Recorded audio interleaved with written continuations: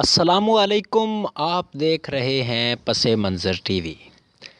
नाज़रीन, 28 जुलाई को सीनियर दिफाई तज्ज़िया निगार सैयद ज़ैद हामिद ने ट्वीट किया, जिसमें उन्होंने एक किताब की तस्वीर शेयर करते हुए लिखा कि आज चीन में इस्लाम मज़ालिम का शिकार है, लेकिन 600 साल कबल एक चीनी बादशाह ने पैगंबर इस्लाम सल्लल्लाहु अलैहि वसल्लम की मोहब्बत में एक खूबसूरत नज़्म लिखी थी।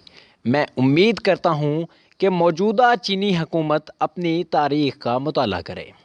ज़ैद हामिद की इस ट्वीट पर पाकिस्तान में चीनी सफारतकार लीजान ज़ाओ सीखपा हो गए और जवाब दिया कि एक शख्स जो चीनी तारीख़ की ABC से वाकिफ़ नहीं, मेरे मुल्क के बारे में कुछ लिखने से पहले अपना होमवर्क किया करो।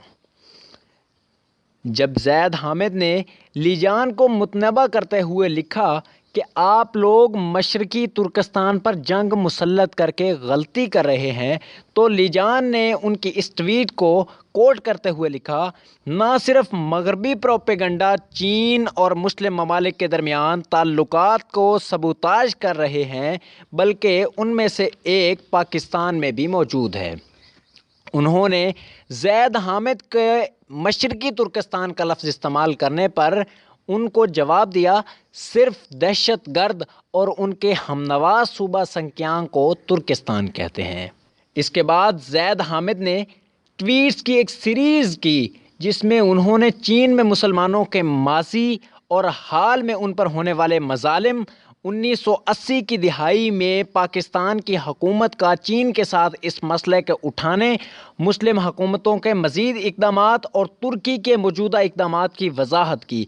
इसके अलावा उन्होंने लीजान ज़ाओ को आइंदा धमकी आमेज़ लहजे से गुरेज़ करने की भी नसीहत की।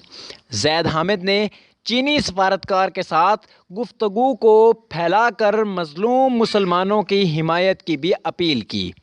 कहानी में नया रुख तब आया जब एक अंग्रेज़ी अखबार ने ज़ैद हामिद के ख़िलाफ़ सुर्खी लगाई। अखबार ने ज़ैद हामिद को खुद साख्ता तज्ज़िया निगार करार दे दिया और उन पर चीन के अंदरूनी मामलात पर मुदाखलत का इल्ज़ाम आयद किया। ताहम ज़ैद हामिद ने रद्द अमल दिया कि मीर शकील ने अनजाने में अच्छा काम कर दिया है। आइए एक ताकतवर वफ़द के संक्यांग के दौरे का मुतालबा करें, जो लीजान के बयान करदा तालीमी मराकज़ का भी दौरा करे।